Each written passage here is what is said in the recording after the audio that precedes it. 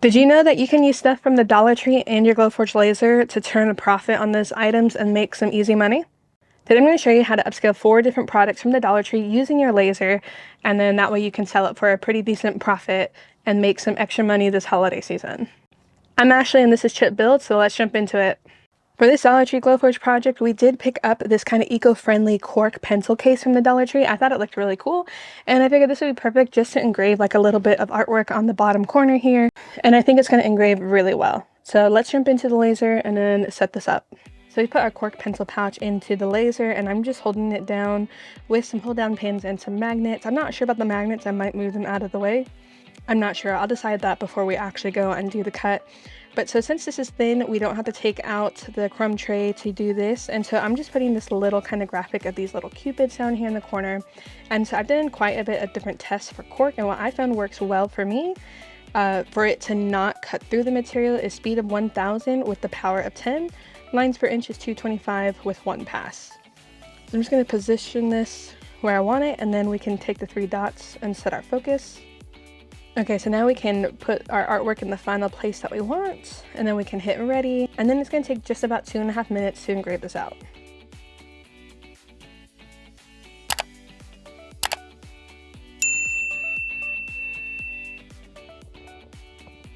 For our next project, we are going to be using this piece of cardboard to make a jig to place our Dollar Tree cutting board in.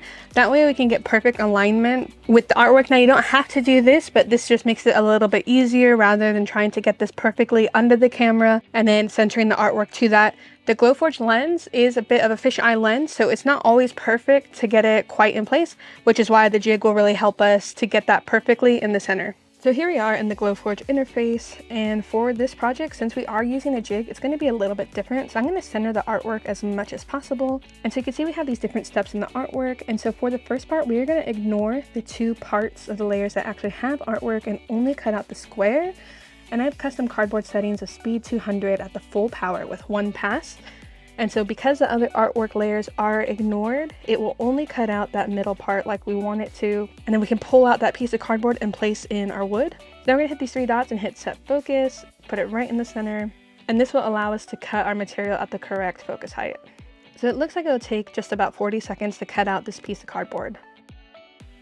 So now we've put our piece of wood in there, and so now we are going to unignore those layers, but we are going to ignore that square cut layer. That way we don't accidentally do it on our artwork layer. So for our dough layer, we are going to do a score, and we're just going to leave it kind of the default settings that the Glowforge has. And for our baked with love layer, we are going to do speed of 500 with the power of 32.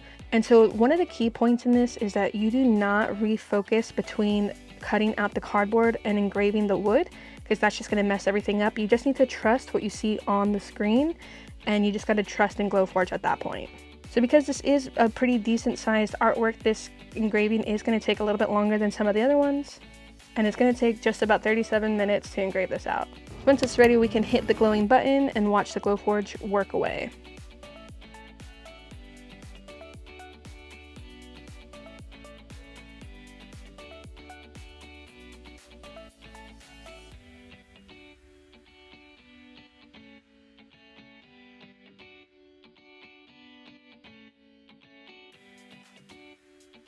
For our next project, we are going to engrave artwork onto this little heart plaque that they sell.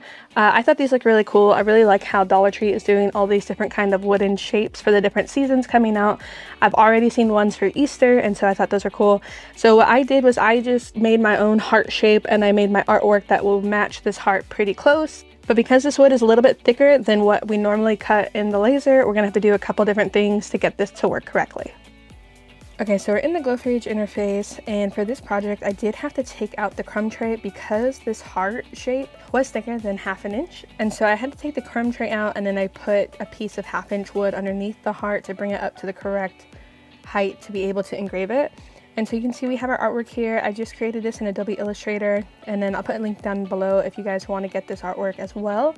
And so what I do is I just zoom in as much as possible, and then I really try to center it to the best of my ability. And one of the things that will really help getting this centered as well is making sure that your piece of wood is directly as under that camera in the lid as possible, because it is a bit of a fisheye lens, and so sometimes it doesn't always work properly.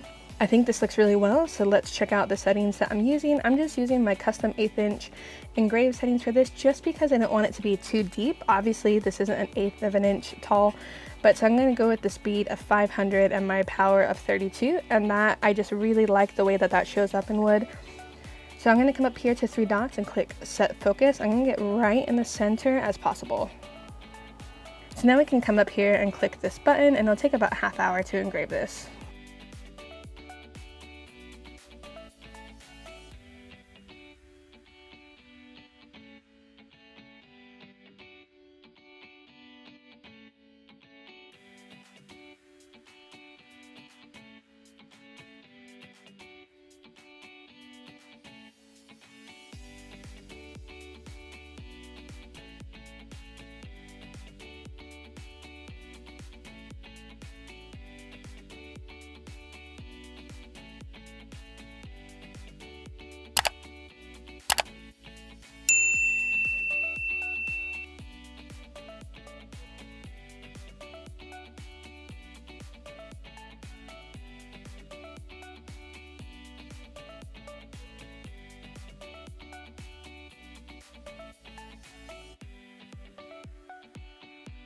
For this next Dollar Tree Glowforge DIY, we are going to use some of these Valentine's Day cotton fabric sheets that they sell, and we're going to cut little heart shapes on the Glowforge and make some little stuffed hearts. You do want to be careful if you're going to cut fabric in your laser, so make sure you're doing your own testing for different settings, because I'm not responsible if you catch your laser on fire.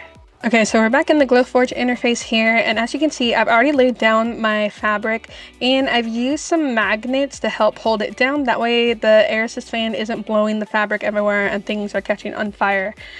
So the settings that I have found that work with my Glowforge Pro is speed of 375 with power of 35. So I'm going to come up here to 3 dots, and we're going to set our focus just like we do every time we use the laser.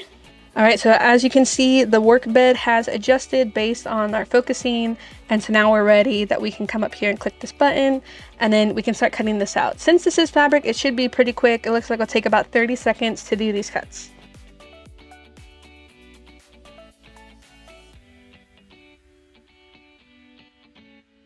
So my first idea for these didn't really work. I was trying to glue them together inside out and then pushing the material through, you know, to make it so that you couldn't see any of the seams like you would in a normal sewing project.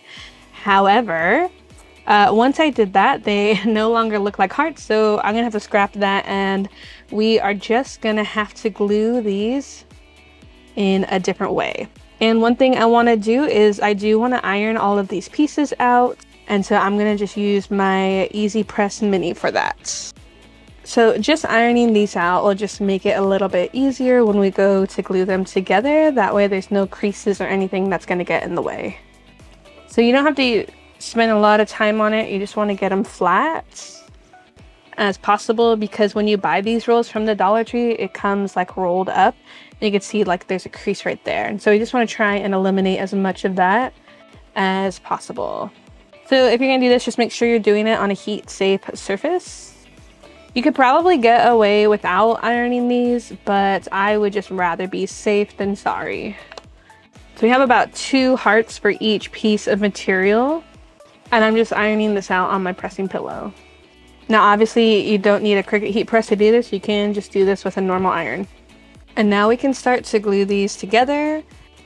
And so what I'm going to do is I'm going to try and glue the majority of it together and just leave a small opening that we can add some stuffing to. Alright, so we got our little glue gun here, and I'm barely pressing the trigger, and then I'm just going to press in. You don't want to do a super thick bead of glue if you're going to do this, because you don't really want it to show. You really don't even have to use hot glue for something like this. You could also just use any kind of like fabric glue. And then as you can see, we have this small opening here, which that might be a little too small, that we can put some stuffing into to kind of puff this out as like a little pillow. And if you wanted to get crazy too, you could add some like HTV to these as well to give it just another kind of little personalized touch.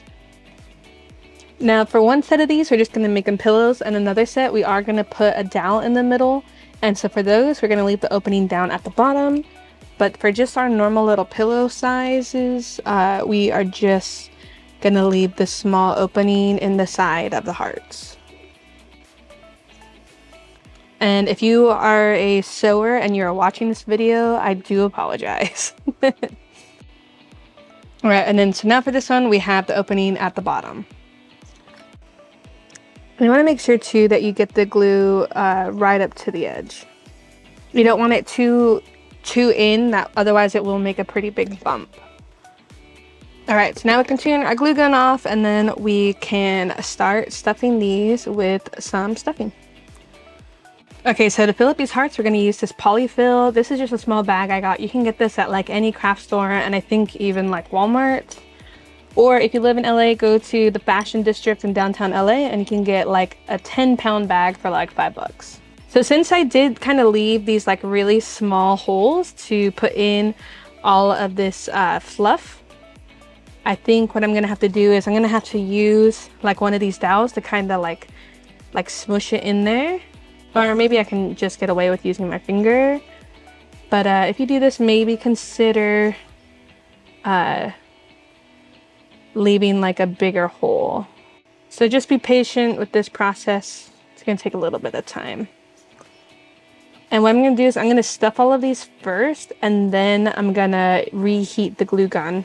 That way I'm not just wasting hot glue. And so you do want to be careful because the glue seam line could potentially be a little fragile.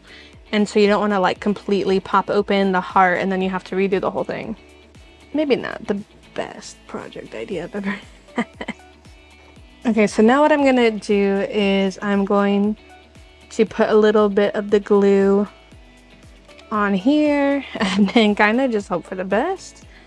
And I hope that I don't actually burn myself. I think this one I definitely put too much glue because that is one hot heart. But so we can come back and like trim some of that off later. But yeah, so that hurt. So I'm just using the end of the stick to kind of try to push the two halves together. That way I don't keep burning my fingers. That one looks pretty good. This one, definitely the best one out of all of them so far. Okay, so we have the hot mess ones. And so now let's do these other ones. And these, I'm going to try and not overstuff them. So I'm just going to kind of hold down these sides a little bit, kind of acting as little clamps. That one's a little lackluster. I don't know. I'm not sure how I'm feeling about these. But I mean, is it really a video made by me if something doesn't go wrong? So this is the project that goes wrong in this video. I think this happens to be my favorite fabric that Dollar Tree has sold for Valentine's Day. Last one of this project. So now we finished all of these little kind of pillow stuffed heart kind of decorations, and so we can set them up and see how they look.